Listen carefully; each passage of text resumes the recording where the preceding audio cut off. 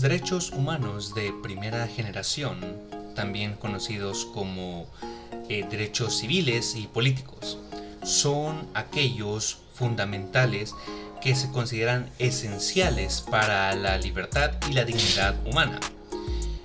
Estos derechos de primera generación surgieron históricamente como respuesta a los abusos y opresiones cometidos por los gobiernos autoritarios y absolutistas de esa época.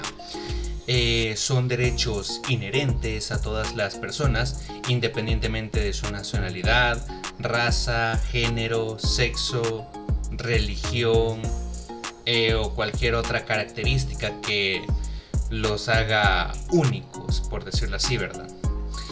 Los derechos humanos de primera generación son también llamados derechos políticos y o civiles de carácter individual. Estos surgen con la Ilustración, o sea, con el proceso revolucionario de la independencia de las colonias británicas en Norteamérica y ayudado también con la Revolución Francesa.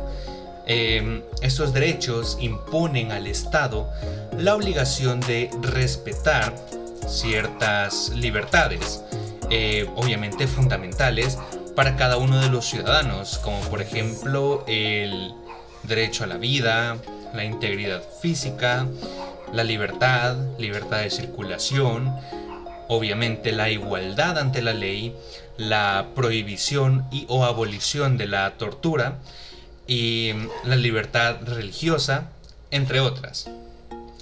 Bueno, más adelante vamos a ir detallando poco a poco algunos de los derechos más importantes de la primera generación. Por ejemplo, tenemos el primero, el cual sería el más importante, obviamente, que sería el derecho a la vida. Este derecho es fundamental y es la base de todos los demás derechos, ya que implica que ninguna persona puede ser privada de manera arbitraria de su vida. Obviamente incluye la protección contra el homicidio, la tortura y o la ejecución sin juicio justo. O sea, quiere decir que toda persona tiene derecho a vivir, a que se le respete la vida y o a estar viva. Tenemos también el derecho a la libertad y o seguridad personal.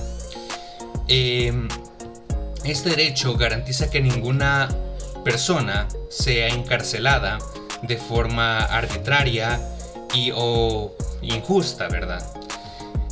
También ese derecho es el encargado de proteger al ser humano contra la esclavitud y la servidumbre de manera involuntaria, cosa que se abolió bastante tiempo en el pasado y que era bastante común en épocas antiguas. No hace mucho, pero la esclavitud en sí era bastante común, pero gracias a Dios ya hay leyes y hay derechos que protegen a ese tipo de personas.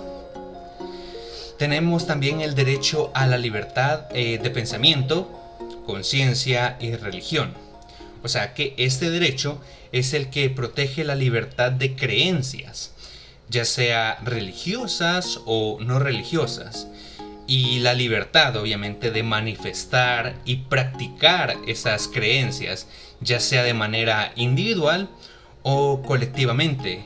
También ya sea, no importa el espacio, sea público o sea privado. Quiere decir que este derecho lo ampara a usted a, si digamos es católico, a ir a misa, por decirlo así.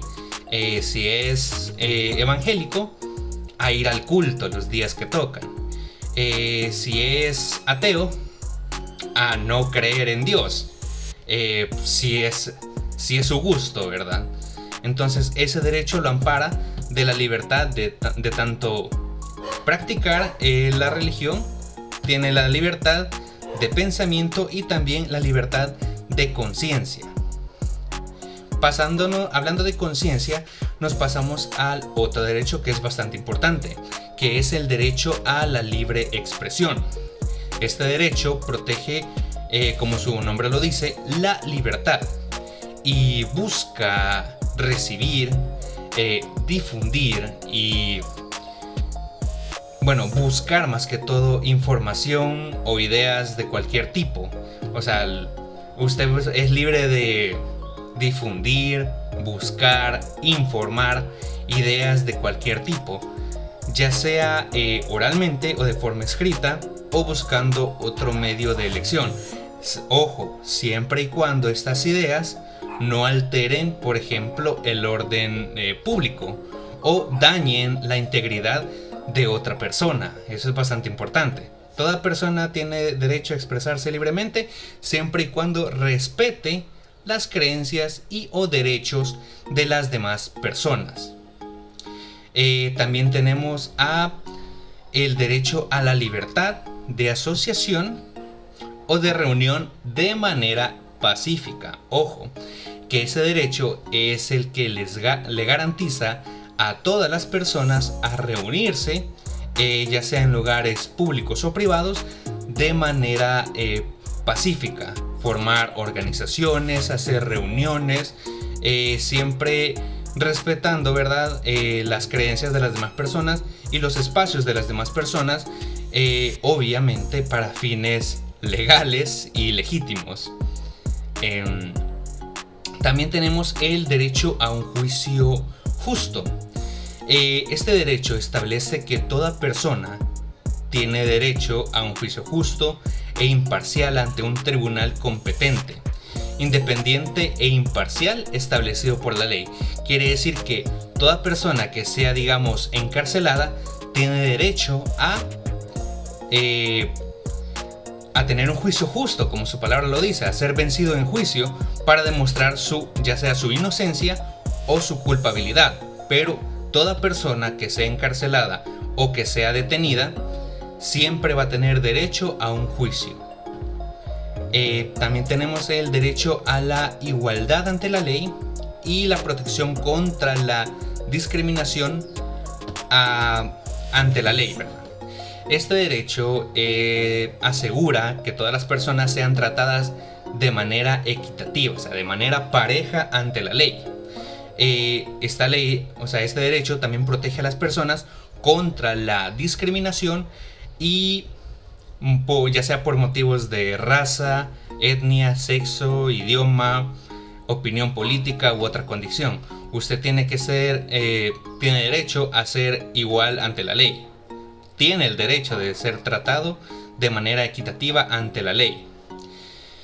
Y bueno, estos son algunos ejemplos de los derechos de primera generación.